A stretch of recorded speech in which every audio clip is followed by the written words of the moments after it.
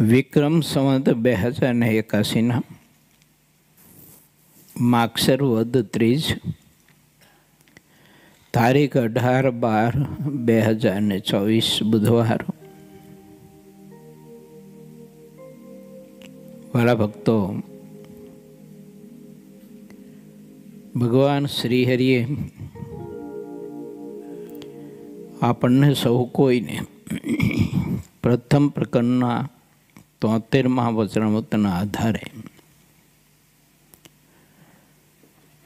ભરતખંડમાં પરમાત્માએ મનુષ્યનો દેહ સારા પવિત્ર આદર્શ સંસ્કારી પરિવારમાં જન્મ આપીને પછી સારા એવા સંત ભક્તોના અને સત્સંગના યોગમાં ભગવાન શ્રીહરિએ આપણને સર્વાંગી રીતે બધા શ્રેષ્ઠ યોગ આપ્યા છે. તો જે પ્રાપ્ત કરવા માટેનું છે ને ભગવાનનો રાજીપો પ્રાપ્ત કરી અને જીવન સાર્થક કરવા માટેની જેની જરૂરિયાતો છે, ખાસ આવશ્યકતાઓ, એ બધા વિચારો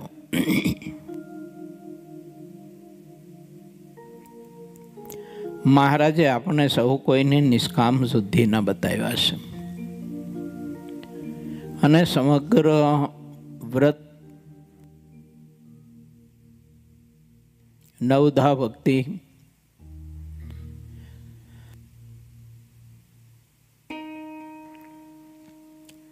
મહારાજને પામી જવા માટેના કોઈ પણ વ્રત, તપ, તીર્થ યાત્રા વગેરે વગેરે સાધનો એ બધામાં શિરમોળ અને સર્વશ્રેષ્ઠ જો હોય તો નિષ્કામ ધર્મ છે. નિષ્કામ ધર્મ અંકની જગ્યાએ છે. ગ્રસ્ત હોય, ત્યાગી હોય, બાયો હોય, ભાઈઓ હોય, પણ પ્રત્યેકે પરમાત્માની ભક્તિમાં એ ભક્તિનું દૈવત પ્રાપ્ત કરીને અનાદિ મુક્તની સિદ્ધિને જો પામવું હોય તો હંમેશા નિષ્કામ શુદ્ધિ ઉપર વધુ ને વધુ લક્ષ્ય પરવું. મહારાજે એમાં થતી ક્ષતિઓના નિવારણો બતાવ્યા છે, તે અવશ્ય કરવા.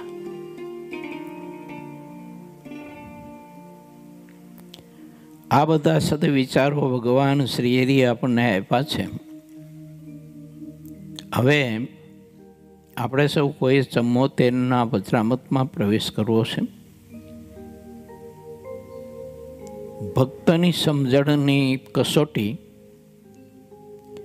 ભક્તના ત્યાગ વૈરાગની, ભક્તિ આશ્રયની, નિષ્ઠાને ઉપાસનાની કસોટી જ્યારે કોઈ પણ મહત કે અલ્પ એવા કોઈ આપતકાળનો સમય આવી પડે ત્યારે એની કસોટી થતી હોય છે કે ભગવાનનો નિશ્ચય કેટલો છે, આપણને પરમાત્માનું કરતા હરતાપણાનું અનુસંધાન આપણને કેટલું રહે છે, પ્રભુનો ભરોસો કેટલો છે,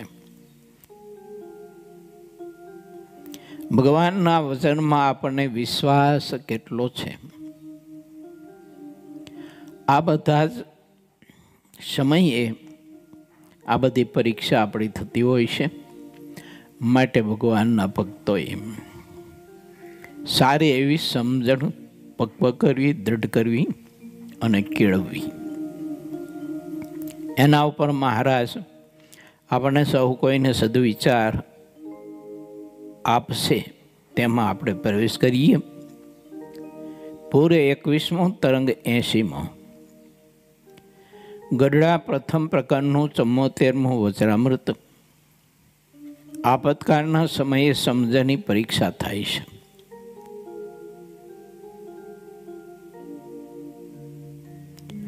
વૈશાખ સુધી એકાદશીને દિવસ સવારના પહરમાં સર્વ સુખનું કારણ અને વિશ્વ વંદ્ય એવા સ્વામી શ્રી સહજાનંદજી મહારાજ દાદા ખાચરના દરબારમાં વાસુદેવ નારાયણના મંદિરની આગળ જે લીમડાનું વૃક્ષ છે તેની નીચે ઓટા ઉપર પલંગ બિછાવેલો હતો. તે ઉપર દર્શન દેવા માટે બેઠા અને સર્વ શ્વેત વસ્ત્ર ધારણ કર્યા હતા. તે વખતે પોતાના મુખારવિંદની આગળ મુનિ તથા દેશ દેશના હરિભક્તની સભા ભરીને બેઠી હતી.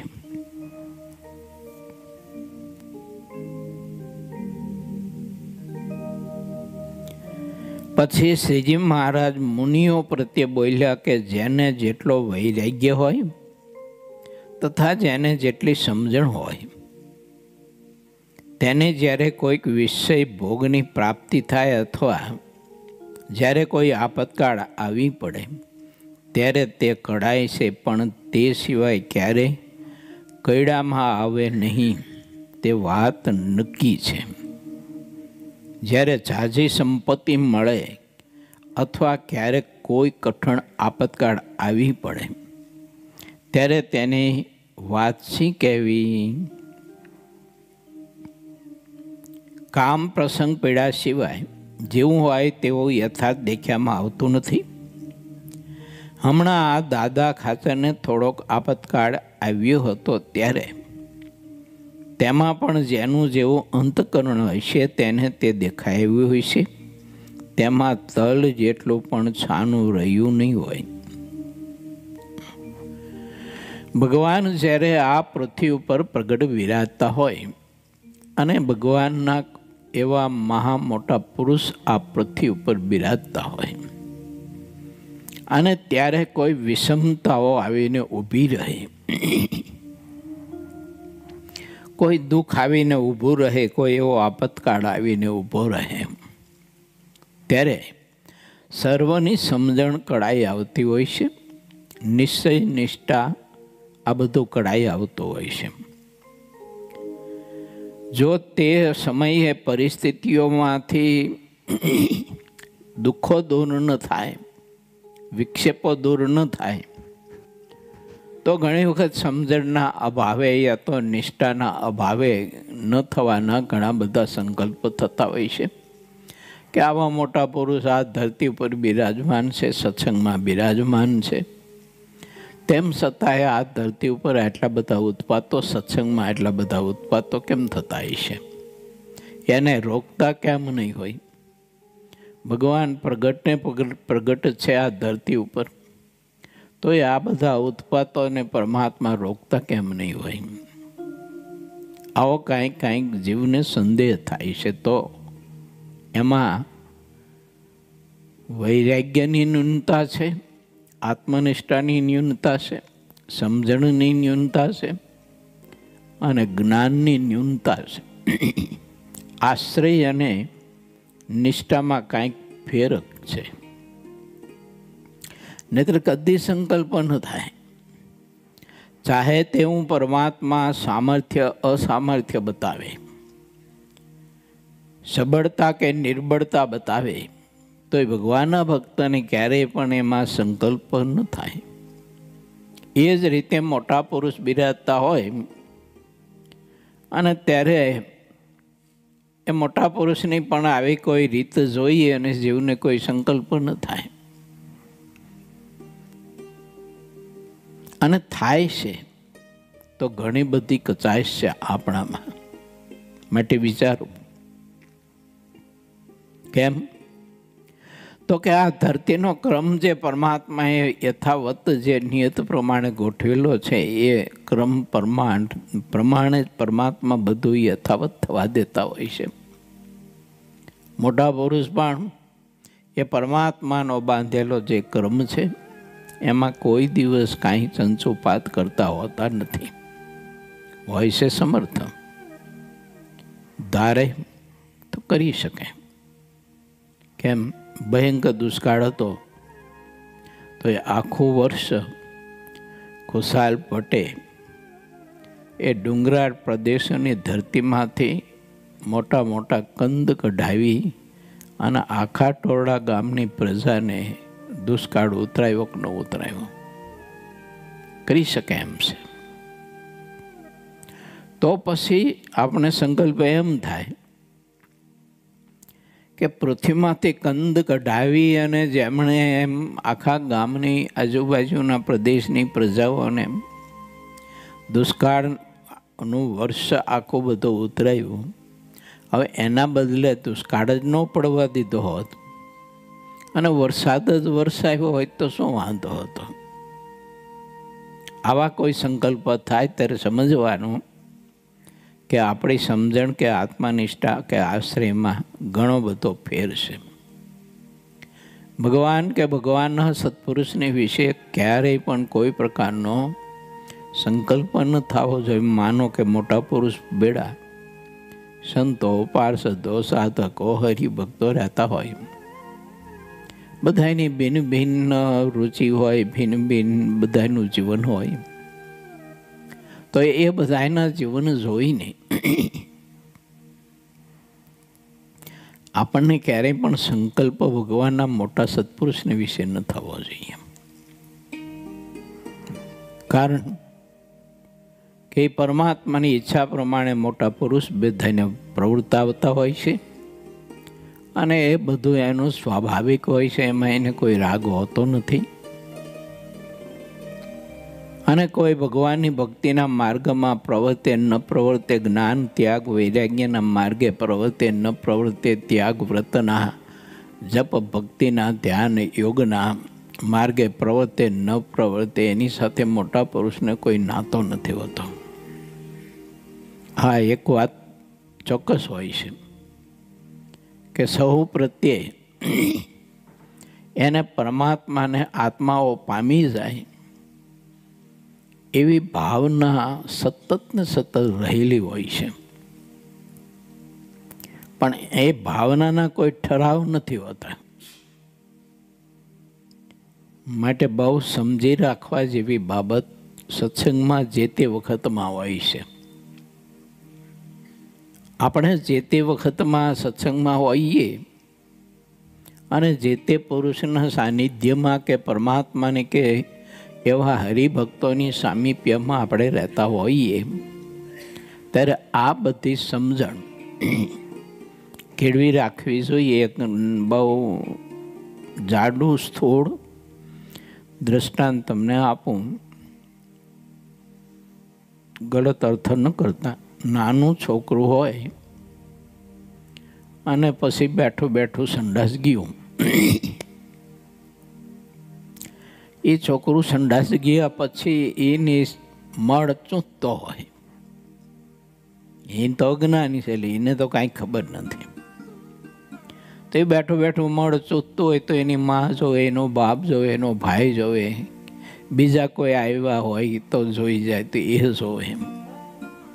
તો બાળક મળ ચૂંથે છે, એની નફરતા હોય ચોક્કસ, પણ બાળકની નફરતા ન હોય એને.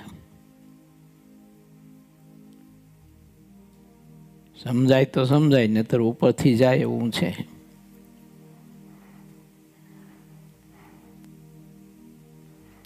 એમ ભગવાન કે મોટા પુરુષ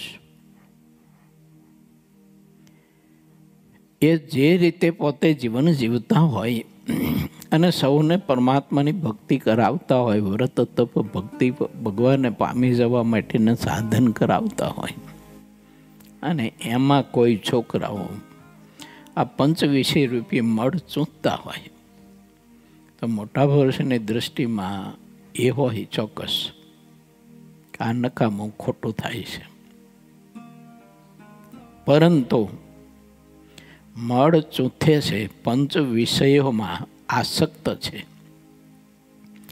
એની અરુચિ ચોક્કસ છે, પણ પંચ વિષયની આસક્તિ જેને છે એની અરુચિ મોટા પુરુષને કોઈ દિવસ ન આવે. આ એની મહાનતા છે.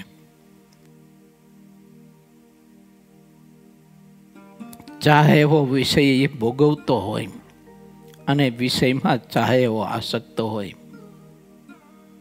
તો એ ન ગમે, પણ જે આસક્ત છે એમાં, એના પ્રત્યે એને કોઈ દિવસ અણગમો નફરતા, હીન સંકલ્પ કે આ માણસ નકામો છે, ખરાબ છે, કાઢી નાખવા જેવો છે, ઉતારી નાખવા જેવો છે, આવો સંકલ્પ સુધા ન થાય એને. મહારાજ આપણને એવી સમજણ દ્રઢ કેળવવા માટેના આ વિચારો આપી રહ્યા છે. માનો કે કોઈ હરિભક્તો હોય, જમવા બેઠા, તો એમને રસાસ્વાદ થોડોક વધુ છે, ભોજન વધુ લે છે, વધુ જમે છે, સારું સારું ભોજન ઈચ્છે છે, ક્યાંક થોડો ઘણો પીરસવામાં કે બીજા ત્રીજામાં કોઈ સંતો ભક્તો બધાની વાત છે, તો કાંઈક ભેદ થતો હોય એવો કે સારી વસ્તુ હોય તો પોતા માટે રાખી મૂકે, ઉતરતી વસ્તુ હોય તો બીજાને પીરસે વગેરે વગેરે. તો આવું બધું જોઈને ભગવાનના ભક્તને, એ ભક્તને વિશે કોઈ દિવસ આપણને બીજો કોઈ સંકલ્પ ન થવો જોઈએ. નહીંતર એ સંકલ્પ આપણે ધ્યાન ને ભજનમાં મહારાજની મૂર્તિમાં હેતની પ્રીતિ કરવામાં વિક્ષેપ બહુ કરે, બહુ વિક્ષેપ કરે. કારણ કે ઓલું બધું છે ને એ દેહ સુધીનું છે બધું. જો એ દેહ સુધીનું છે, તો દેહ તો નાશવંત છે. તો જે પદાર્થ ગ્રહણ કરે છે, જમે છે, એ નાશવંત છે. તો એને લઈને આત્મા જે છે એ આત્માને વિશે આપણને અરુચિ ઊભી ના થવી જોઈએ. આ સમજણ ભગવાન શ્રી હરિ આપણને આપવા માગે છે કે તમે મારા આશ્રિત છો, મારા ભક્ત છો, અને મારે તમને મારી મૂર્તિનું સુખ પમાડવું છે. તો તમે આવા બધા વિષયોમાં ખોટી ન થાઓ. સમજણ તમારી બગાડશો નહીં, વૃત્તિ બગાડશો નહીં, વિચાર બગાડશો નહીં. મહારાજ કે એનું જે બધું જે કંઈ છે ને વિષયોની આસક્તિનું જે કંઈ એની ખામી, એ બધું હરખું કરવા માટે, એને ટાળવા માટે, એનું શુદ્ધ કરવા માટેનું કામ મહારાજ કે મારું છે, તમારું નથી. મને જરૂર લાગશે, જ્યારે જરૂર પડશે ત્યારે, આ જન્મે, બીજા જન્મે, ત્રીજા જન્મે, 1 દિવસે, 2 દિવસે, 5 દિવસે, 10-15 દિવસે, મહિને, 2 મહિને, 6 મહિને, 12 મહિને, મહારાજ કે હું તે આત્માને શુદ્ધ કરી દઈશ. તમે એમાં ખોટી ન થાઓ, ખોટા વિચારો ન કરો. તમારું જે કામ છે એ તમે કરો. આ કામ બધું મહારાજ કે મારું છે. એને વિષય છોડાવો, એને વિષયથી વિરક્ત કરવો, એને આ લોકની બધી જ ઈચ્છાઓ છે તે છોડાવી, એની દેહાત્મ બુદ્ધિ ટળાવી, આ બધો જ વિષય મારો છે. મહારાજ કે હા, એક વાત ખરી કે તમને બહુ હેત ને પ્રીતિ હોય તો તે વિષયને છોડાવવા માટે વિવેક બુદ્ધિથી ને મહાત્મય સાથે રાખીને, દિવ્ય ભાવ સાથે રાખીને તમે એને સમજ આપવા માટેનો પુરુષાર્થ કરો, તો એ તમે એને શુદ્ધ કરવા માટેનું મારું જે કામ છે એમાં તમે મને મદદ કરી કહેવાય. એ કરજો. બાકીનું મહારાજ કે ન કરતા. દાદા ખાચરના જીવનમાં આપણે જોઈએ તો નાના મોટા પ્રસંગો બધા એવા દુઃખના, વિપત્તિઓના ઘણા બધા પ્રસંગો બન્યા. પણ ભગવાન શ્રી હરિ તે દરબારમાં, તે પરિવારની બીજમાં રહેતા હતા. કોઈ કોઈ ભક્તોને એવા સંકલ્પ થતા છે, એટલે શ્રી હરિએ આ વિચાર આપણી પાસે મૂક્યો છે. અને કોઈ કોઈ એવા દિવ્ય દ્રષ્ટિને દિવ્ય ભાવનાવાળા ભક્તો હતા અને કોઈ દિવસ સંકલ્પ સુધા ન થયા. માટે શ્રી હરિ એમ કહે છે કે મારા આશ્રિત તમે છો, તો એવી સમજણ અને વૈરાગ્યની તમે દ્રઢતા કરશો. જો વૈરાગ્યની સમજણની દ્રઢતા કરી હશે તો તમને કોઈ પણ વિષયો છે એ બાધરૂપ નહીં થાય. નહીતર સંતો હરિભક્તોને આજે આપણે જોઈએ તો ઠાકોરજીની બહુ મોટી કૃપા છે. એટલે વિષયના યોગ પૂર્વે હરિભક્તો સંતો હતા એની કરતાં અનેક ગણા આપણી સામે છે. અનેક ગણા. અમારા ગુરુ ઘણી વખત કહેતા અમને કે અમદાવાદમાં જ્યારે અમે અભ્યાસ કરતા સંસ્કૃતનો ત્યારે ગામમાં ચોરી માગવા જતા અમદાવાદ શહેરમાં, એમાંથી જે આટો આવે એના રોટલા ગળી અને ગામડામાં તમને ખબર છે પહેલાં ઓલા પોસ્ટ કાર્ડ આવતા ને તે પછી વાંચીને પછી ઓલા હરિયામાં ભરાઈ રાખતા. એ હરિયો ટીંગાતો એમ. સ્વામી કે એવી રીતે અમે એક હરિયામાં છે ને રોટલા ભરાઈને રાખતા, કીડીયું મકોડા ચડે નહીં એટલે મૂકવા માટે બીજું કંઈ હતું નહીં, હાટ્યું કેવું કશું. અને એ બપોરે ઠાકોરજીને ધરાવી અને રોટલો જમતા જઈને સાથે પાણી પીતા જઈએ, શાક છાશ બીજું કશું કંઈ ખાવા મળે નહીં. આટલો જ પદાર્થનો યોગ હતો. આજે આપણી સામે પદાર્થનો યોગ જુઓ તમે, ડગલા બંધ છે, ડગલા બંધ છે. શ્રીજી મહારાજે હરિભક્તો ઉપર પણ એવી કૃપા કરી છે એટલે પદાર્થોના ડગલે ડગલા થતા હોય. હવે જો વૈરાગ્યની ન્યૂનતા હોય, સમજણની ન્યૂનતા હોય, આત્મનિષ્ઠાની કંઈક ખામી હોય તો વિષયો છે ને એ પ્રધાન થઈ જાય, વિષયોમાં આસક્તિ બંધાઈ જાય. પછી ધ્યાન ભજનમાં શરીર વિક્ષેપ કરે.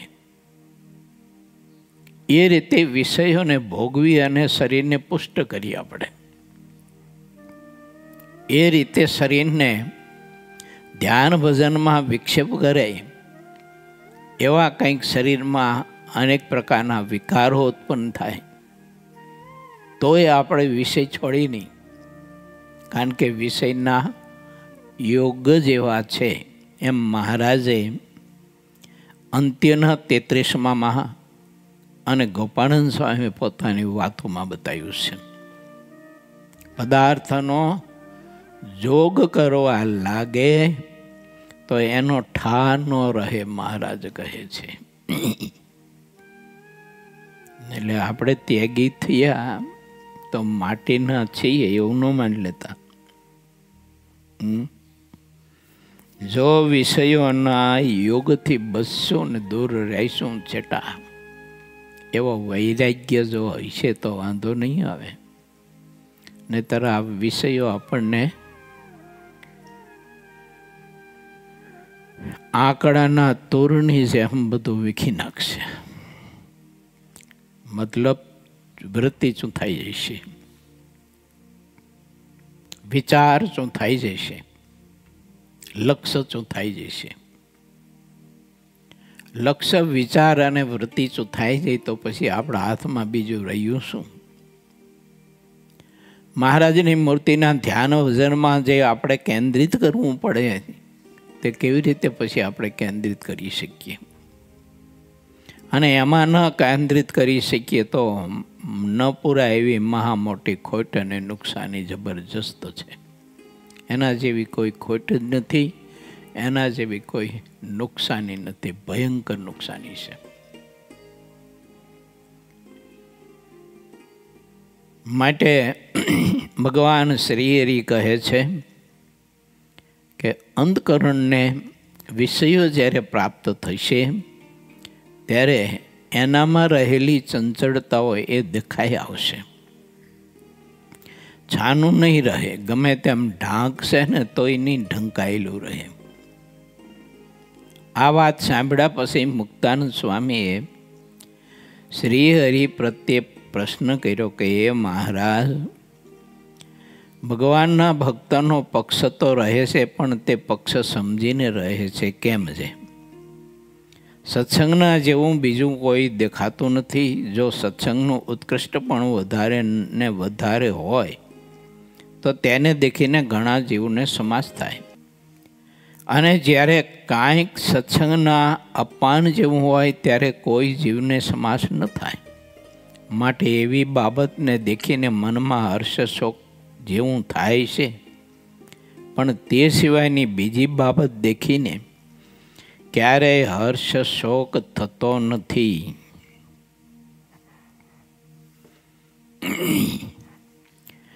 મુક્તાનંદ સ્વામીએ આપણો પ્રશ્ન પૂછ્યો છે કે સત્સંગમાં કોઈ અપમાન જેવું હોય, કંઈ થતું હોય તો હવે આપણને ઘણા બધા સંકલ્પો થઈ જતા હોય, સંભવ છે. તો એ ખામી છે ભગવાનના કરતા હરતાપણાની સમજણમાં, નિષ્ઠામાં, આશ્રયમાં. કેમ તો કે કરતા હરતા તો પરબ્રહ્મ પરમાત્મા છે. એની મરજી વિના તો કોઈથી કાંઈ થઈ શકતું નથી. તો પછી આપણે સામે પ્રશ્ન થાય કે સત્સંગનું આવું હળાહળ અપમાન થાય એવી ભગવાનની મરજી છે? ના, પરમાત્માની મરજી ત્યાં ન હોય. ત્યાં તો યુગ ધર્મ હોય, કાળ ધર્મ હોય અને માનવ ધર્મ હોય. તો પછી એ ધર્મ પ્રમાણે તે સમયે તે બધી પ્રવૃત્તિઓ થતી હોય. પણ આપણે કોઈ દિવસ તેવી પ્રવૃત્તિઓ સાંભળીને જોઈને નિરુત્સાહી ન થવાય. માનો કે આપણે કંઈક કાર્ય કરીએ છીએ, સમાજના હિત માટે, કલ્યાણ માટે કરીએ છીએ. મહારાજના આજ્ઞા કરીને બ્રહ્માનંદ સ્વામીએ 3 મંદિરો બાંધ્યા, વિરક્તાનંદ સ્વામીએ ગઢપુરનું મંદિર બાંધ્યું, આનંદાનંદ સ્વામીએ અમદાવાદ, જેતલપુર, ભરૂચના મંદિર બાંધ્યા, વગેરે વગેરે. પરમહંસોએ બધી પ્રવૃત્તિ કરી, પ્રમાણે વિપુલ પ્રમાણમાં સાહિત્યનું સર્જન કર્યું. ગામડે ગામડે સંતોએ વિચરણ કર્યું, સત્સંગ માટે ખૂબ ફર્યા. તો આ બધું જે કાર્ય પરમહંસો કરતા હતા એમાં વિઘ્ન તમે જો તો પારાવાર હતા. વિના કારણે, વિના પ્રયોજને કેટલા બધા વિઘ્નો હતા, કેટલી બધી મુશ્કેલીઓ હતી. એ સમર્થ પુરુષો હતા પાછા, તોય તે મુશ્કેલીઓનો સામનો સમજણથી કરી અને ધીરજતાની ઢાલ રાખી અને આવતા જે કંઈ વિરોધના પ્રહારો એને મહાપુરુષો ઝેલી રહેતા હતા, પરંતુ એનો ઘા અંતરમાં કે સમજણમાં કે બુદ્ધિ સુધી પહોંચવા નહોતા દેતા. અને મહારાજને વિશે કોઈ સંકલ્પ ક્યારેય એવો ન થયો કે ભગવાન બેઠા છે તો આમ કેમ થતા, કેમ નહીં રોકતા હોય, કાળને કેમ નહીં રોકતા હોય, પરિસ્થિતિઓને કેમ રોકતા નહીં હોય, માણસની બુદ્ધિમાં ભગવાન કેમ નહીં ફેરવતા હોય, વગેરે વગેરે સંકલ્પ મહાપુરુષોને કોઈ ન થયો. એટલા બધા સમર્થ હતા. તો એ આવનાર વિપત્તિઓને, આવનાર જે કંઈ સંઘર્ષો હતા એ મહાપુરુષો એમાં ખૂબ જ ધીરજતા રાખી અને કાર્યમાં સતત ને સતત જોડાયેલા રહ્યા. અને મહાપુરુષોએ માનવ સમાજના સંસ્કાર માટેનું ને એના ઉદ્ધાર માટેનું ને એને આદર્શ સંસ્કૃત બનાવવા માટેનું જે કાર્ય, એમાં મહાપુરુષો ક્યારેય પણ નિરુત્સાહી નથી થયા. એવો ને એવો એનો ઉત્સાહ. કથા તો મેં કરેલી જ છે, પણ 1-2-5 સેકન્ડ સંદર્ભ એનો આપું કે અદ્ભુતાનંદ સ્વામીને મહારાજે આણંદમાં સત્સંગ કરવા માટે મોકલ્યા. ત્યારે 18 વખત લોકોએ અપમાન કરી, મારી અને છાણ મૂત્ર, ગાળો, ગટરનું ગંદુ પાણી વગેરે વગેરે ઉડાડી અપમાન કરીને ગામ બહાર કાઢી મૂક્યા. તો એ 19 વખત ગયા, નિરુત્સાહી ન થયા અને કોઈ સંકલ્પ ન થયો કે મારો ભગવાન એટલો બધો સમર્થ છે. કંઈકને સમાધિમાં લોકાંતરના દર્શન કરાવે છે. આટલો બધો સમર્થ ભગવાન છે તો એ પ્રભુ આ લોકોને કેમ રોકટોક નહીં કરતા હોય? સંકલ્પો સુધા નથી હોય ને. માટે જે ગોવિંદનું ગમતું કરે તે તેમને વરે, ભગવાનના ગમતામાં રહે તો જ પરમાત્મા એને વશ થાય છે.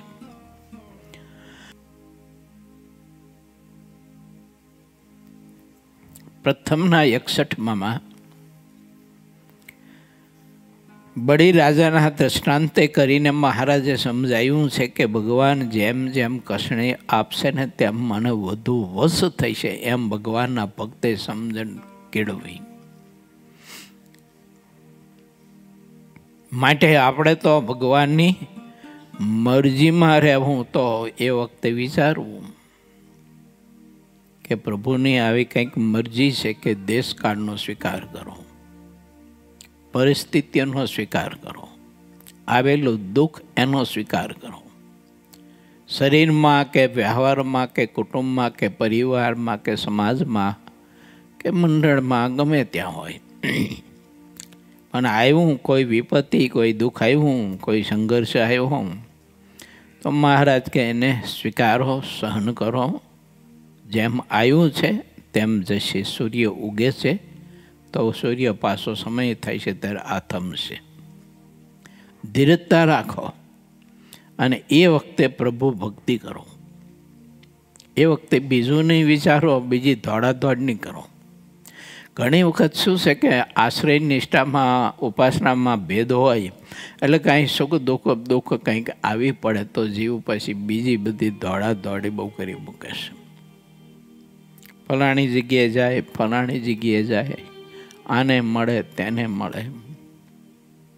અમારે આવું દુઃખ છે, અમારે આવી વિપત્તિ છે, ઘરમાં બધા વારંવાર માંદા પડે છે. શું હોય છે? શું નડતું હોય છે? પિતૃ નડતા હોય છે. શું કારણ હોય છે? અમારી જગ્યા ભાયરી હોય છે, અમારા મકાનમાં કંઈક આવું ગોઝારું કંઈક છે અમારું મકાન. એમ દોરા ધાગા બીજું ત્રીજું માણસ એને ઘણા બધા પ્રયત્ન ખોટા કરતો હોય છે. મહારાજ કે તમારી ઉપાસનામાં ભેદ છે, આશ્રય નિષ્ઠામાં ભેદ છે. તમને સંકલ્પ સુધા શા માટે થવો જોઈએ? હું બેઠો છું ને, હું તમારી બધી જ જવાબદારીઓ મોક્ષની સુખની લઈને બેઠો છું, તો તમે શા માટે આવી ચિંતા કરો છો? દુઃખ આવ્યું છે મારી ઈચ્છાથી. ભગવાનના ભક્તને કાળ કર્મને માયા દુઃખ દેવાને સમર્થ નથી. ભગવાન સ્વામિનારાયણ એવું કહે છે મધ્યના 63માં. અને આવે છે તો ભગવાન પોતે દુઃખના પ્રેરક છે. શા માટે? તો એ ઠાકોરજીનો વિષય છે. મારો અને તમારો એ વિષય વિચારવાનો કે ચર્ચવાનો નથી કે ભગવાન શું કામ દુઃખ મુક્ત થાય છે. બસ આવ્યું તો પ્રભુનો પ્રસાદ માનીને ભોગવી લો.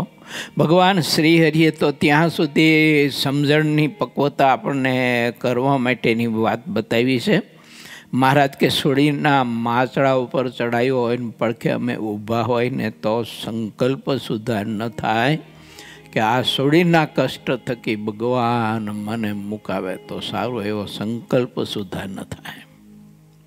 એવી દ્રઢતા સમજણની, ભગવાનના આશ્રયની, ભગવાનના કરતા હતાપણાની ભગવાનનો ભક્ત દ્રઢ કરે, પક્વ કરે.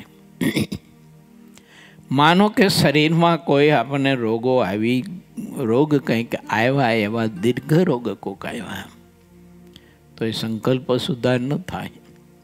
આપણે બધાએ જાણ્યું છે અનુભવ્યું છે.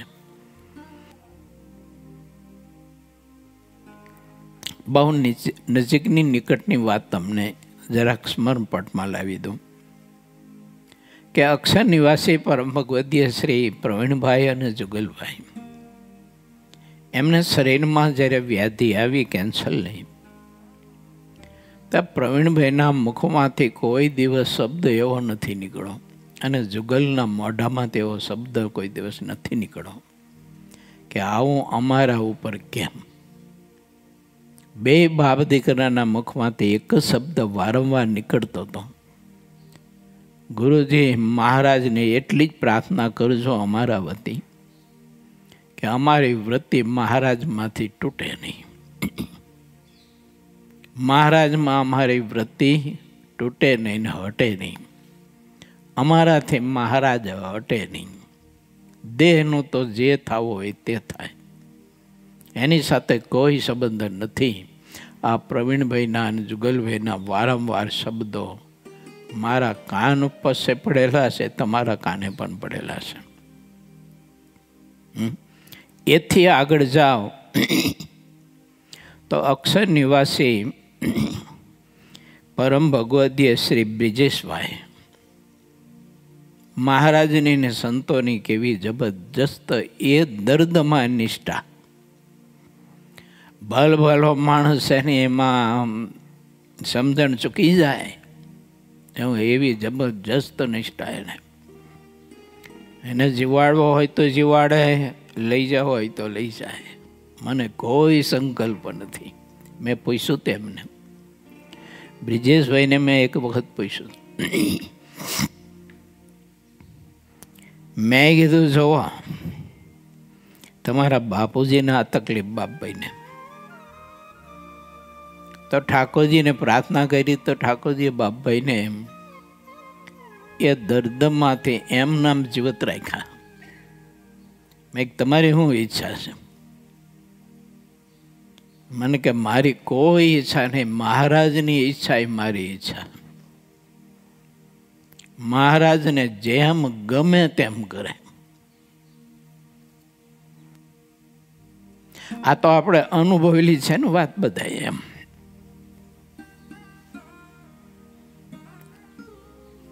તો ભગવાન શ્રી હરિ એમ કહે છે કે પ્રભુના ગમતામાં રહો, અને આનું નામ પ્રભુના ગમતામાં રહ્યા કહેવાય.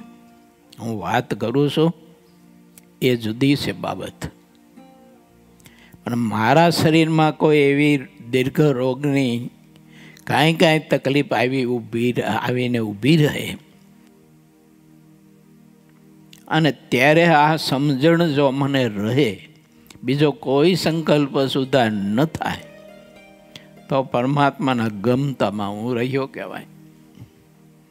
બીજા બધા સંકલ્પ થતા હોય તો પછી ભગવાનના ગમતામાં હું કેમ રહ્યો કહેવાય. તો પછી મહારાજની ઉપાસનાનું શું, આશ્રયનું શું, નિષ્ઠાનું શું?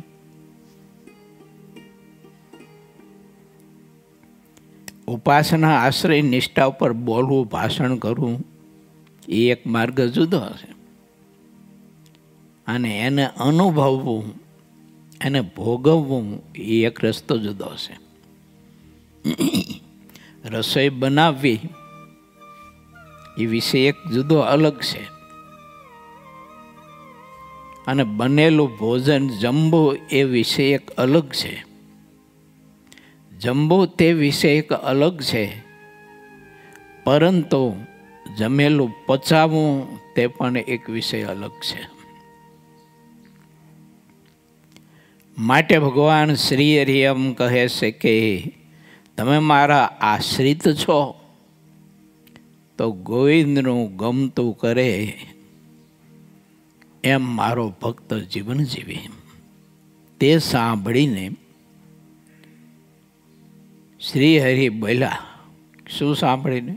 મુક્તાનંદ સામે કહ્યું તે કે મહારાજ, સત્સંગનો જ્યારે કાંઈ ઉત્કૃષ્ટ થતો હોય તો એ જોઈને તો બહુ આનંદ થાય, પણ ક્યાંક સત્સંગનું અપમાન થતું હોય તો એ જોઈને મનમાં થોડુંક આમ ઉદ્વેગ જેવું થઈ આવે છે.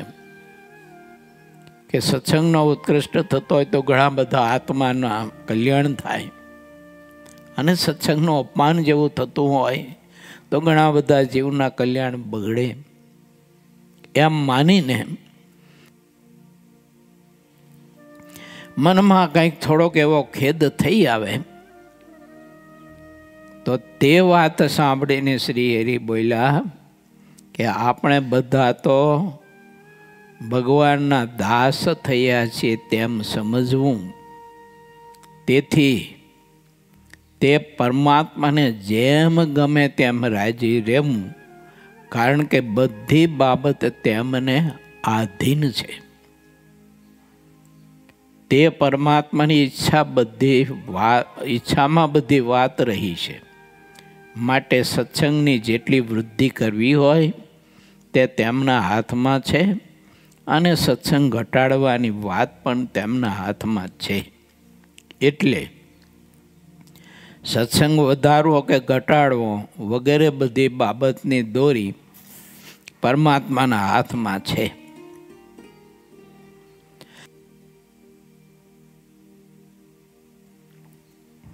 પ્રથમ પ્રકરણનું 8મું વચનામૃત, અમદાવાદની પ્રત. એમાં મહારાજ એવું બોલ્યા છે કે કોઈને જીવાડવો, કોઈને મારવો, કોઈને દીકરા દેવા, કોઈને ધન દેવા, વરસાદ વરસાવવો, એ તો મહારાજ કે અમને આવડતું નથી. કેવળ જીવનું કલ્યાણ કરવું એટલી જ વાત મહારાજ કે અમને આવડે છે. બાકી તો મહારાજ કે અમને કાંઈ નથી આવડતું. આ વાત મહારાજ એમાં બતાવી છે. તો એનો અર્થ એવો નથી કે પરમાત્મા સમર્થ નથી કે નિર્બળ છે. પણ પ્રભુની ઈચ્છા ન હોય તો પરમાત્મા તે ન આપે આમ સુખ આપણને. કારણ કે સુખ આપ્યા પછી જીવ દુઃખી થવાનો હોય, એટલે ન આપે. 5-6 વર્ષ પહેલાની વાત છે. એક હરિભગત આવ્યા, મારી પાસે આવીને રડી પડ્યા. એ કેમ રડો છો? મને કે છોકરાના સંબંધનું, લગ્નનું બધું નક્કી કર્યું હતું, પણ ખબર નહીં હવે સામેવાળાએ હવે ના પાડી દીધી. મેં કીધું એમ કેમ થયું? તમારે વેવાઈને તમે પૂછ્યું નહીં કારણ? તો કે પૂછ્યું તો કે છોકરી ના પાડે છે કે મારી છોકરા સાથે નથી લગ્ન કરવા. બધું નક્કી થઈ ગયું હતું, અને 10-15 જગ્યાએ ગોતા માંડ કે મળ્યું હતું, અને વળી પાછું આવું થયું કે. મેં કીધું તમે હરિભગત છો, સમજણમાં તમને ઘણી ખામી છે એટલે આ સંકલ્પો થાય છે. બાકી ઠાકોરજીએ જે કર્યું છે ને એ બહુ સારું કર્યું છે. બહુ સારું કર્યું છે ઠાકોરજીએ જે કર્યું છે તે. પણ હવે એ વાત એ વખતે સમજાવી બહુ કઠણ પડે ને. આવી બાબત બધી બન્યું એવું એ તો તૂટી ગયું. એ છોકરીનું લગ્ન પછી એના બાપે બીજા છોકરાની સાથે બીજા પરિવારમાં કરાયું. એ બીજા પરિવારમાં એ છોકરી લગ્ન કરીને ગઈ, અને મહિનો 15 દિવસ થયા છે. બે દંપતીને ખબર નહીં શું કારણથી ધીમે ધીમે અણબનાવ શરૂ થયો. ઓલી છોકરીને ખબર નહીં કે શું કાળ પ્રવર્તી ગયો. રાતમાં એના પતિનું ગળું દબાવીને પૂરું કરી દીધું. આ વાતની જાણ થઈ પછી પેલા ભગત મારી પાસે આવ્યા. મને કે તમે વાત કરતા તે સાચી નીકળી હો કે. અલા મેં કીધું સાચી હોય કીધું તો જ પરમાત્મા છે ને આપણને એમાંથી બચાવતા હોય. હવે મેં કીધું એ ન તૂટ્યું હોય તો કે મારો દીકરો વયો ગયો હોય તો ઉપર કે, મારો દીકરો વયો ગયો હોય તો ઉપર. હવે કીધું જો ઠાકોરજીનું કામ તમારા દીકરા માટે કે હું આદર્શ પાત્ર ઠાકોરજી ગોતી દઈશ તમને, ધીરજતા રાખજો. 1 વર્ષ પછી સંબંધ થયો, એવી આદર્શ અને સંસ્કારી દીકરી પ્રાપ્ત થઈ, એમને મળી.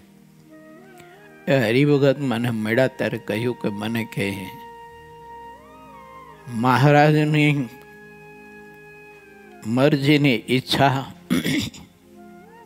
કેવી ને કેવું પાત્ર ઘરમાં મળ્યું છે કે પુત્ર વધુ અમને બંને દંપતીને કહેતા અમને સાસુ સસરાને પોતાના મા બાપ કરતાં પણ અધિક સેવા પરિચર્યા કરી અને અમારી બધી જ પ્રકારની મર્યાદા રાખી અને એટલી બધી સેવા કરે છે,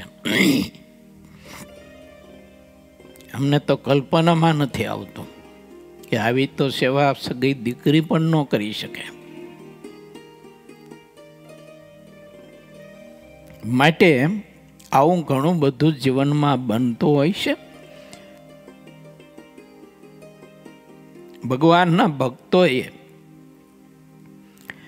તે વખતે ધીરજતા રાખવી, સમજણ રાખવી બહુ જરૂરી હોય છે. અને એટલે ભગવાન શ્રી હરિ કહે છે સ્વામીને આદેશીને આપણને સૌ કોઈને સમજાવવા માટે કે ભગવાનની ઈચ્છા હોય તે પ્રમાણે બધી બાબત થાય છે. આવો જેને નિશ્ચય થાય તે હર્ષ શોકરૂપી સમુદ્રને તરી ગયો છે.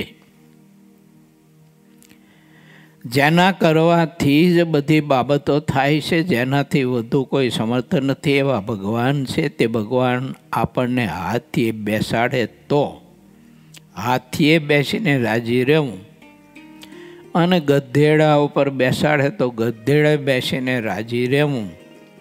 પરમેશ્વરની જેવી મરજી હોય તે જ સર્વોપરી વાત છે. પરમેશ્વરના જે કોઈ સાચા ભક્ત હોય તે જ્યારે કામ પડે ત્યારે દેખાઈ આવે છે. જેવો જે ભક્ત હોય તે કામ પડ્યા સિવાય દેખાતો નથી. આ ભગવાનના ચરણાવિંદ સિવાય બીજે ક્યાંય લેશ પણ પ્રેમ રાખો નહીં. અને તે ભગવાનની ઈચ્છાએ કરીને જે રીતે સત્સંગની વૃદ્ધિ થતી જાય તે રીતે પોતે મનમાં રાજી રહે. પછી તે ભગવાનની ઈચ્છાએ કરીને આખું જગત સત્સંગી થાવો અથવા બધા સત્સંગી મંટી જાઓ, પણ કોઈ પ્રકારે મનમાં ક્યારેય હર્ષ શોક કરવો નહીં. બધું ભગવાનનું કર્યું જ થાય છે. ઘણા વર્ષ પહેલાંની વાત યાદ આવી આમાં વિશેષ છે.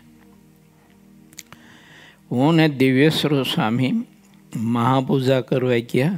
આપણા રાજુભાઈ સુરેન્દ્રનગરવાળા, અને એ જૂના ટાયરો ગામડાઓમાંથી ગોતી ગોતી ડિમોટ કરી અને વેચે ને આવું નાનું એવું એક એમનું કાર્ય, એમાંથી વ્યવહાર ખાવા પીવાનું માન ચાલે. આવું નાની એવી દુકાન.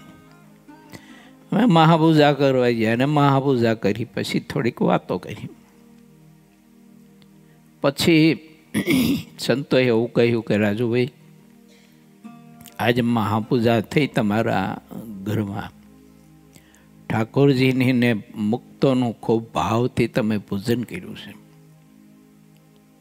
અને તમારી ભાવના નિષ્ઠા પણ એવી છે તો તમે કલ્પના નહીં કરી શકો એટલી ઊંચાઈ ઠાકોરજી તમને પહોંચાડશે. અને એમની એ વખતની પરિસ્થિતિ એવી હતી કે કલ્પના કરી જ ન શકે કે હું આટલી ઊંચાઈ પહોંચીશ.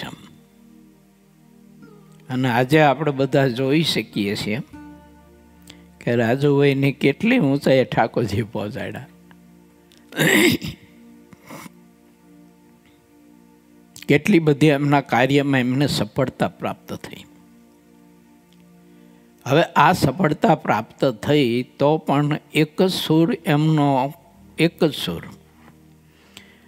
બ્રહ્મ દિવસે ફોન કે પહેલે દિવસે ફોન હતો ને હરિકૃષ્ણમાં, ત્યારે કેવી વાત કરતા હતા.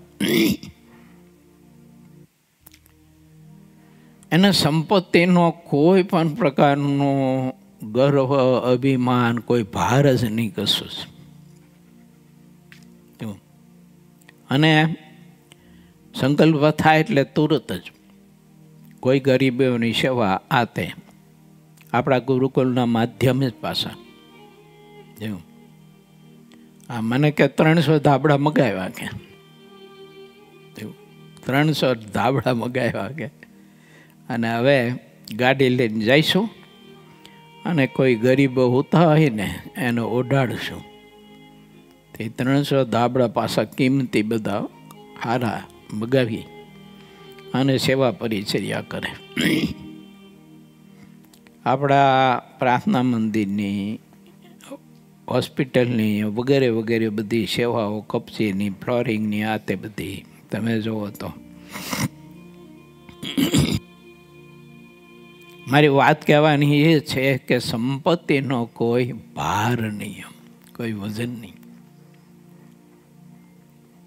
એ સતત એવું માને છે કે મહાપૂજા દુકાનમાં, નાની એવી દુકાનમાં, ખડબડી ગયેલી દુકાનમાં થઈ, એ ઠાકોરજીની કૃપાથી જ આ બધું છે એવું સતત માને છે.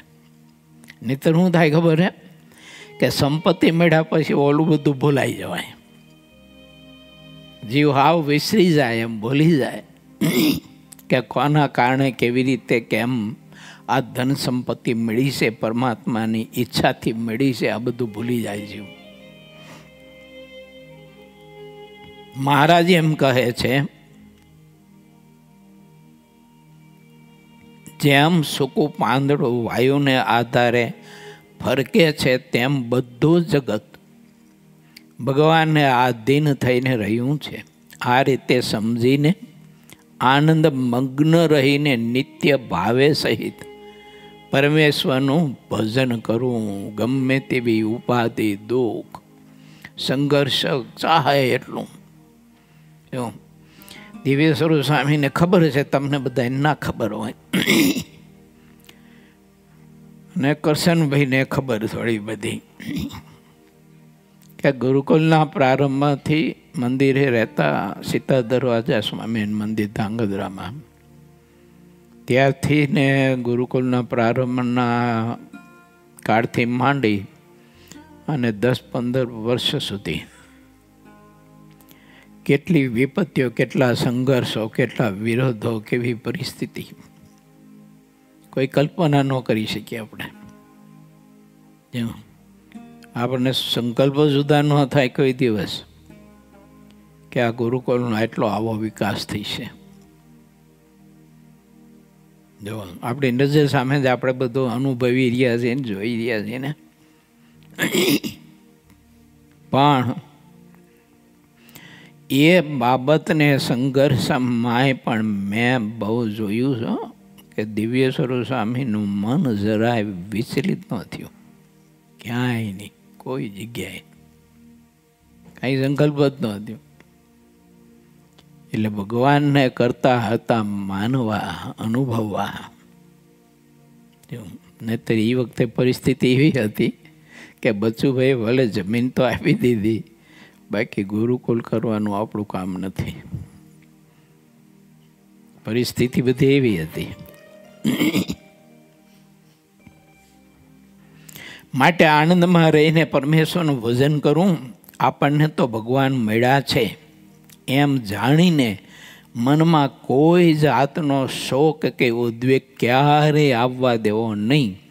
ઇતિ શ્રી સહજાનંદ સ્વામી શિષ્ય સિદ્ધાનંદ મુનિ વિરચિત શ્રી હરિચરિત્ર અમૃત સાગરના 21 પૂરમાં ગરડા પ્રથમ પ્રકરણનું 74મું વચનામૃત કહ્યું. એ નામે 80મો તરંગ સમાપ્ત થયો.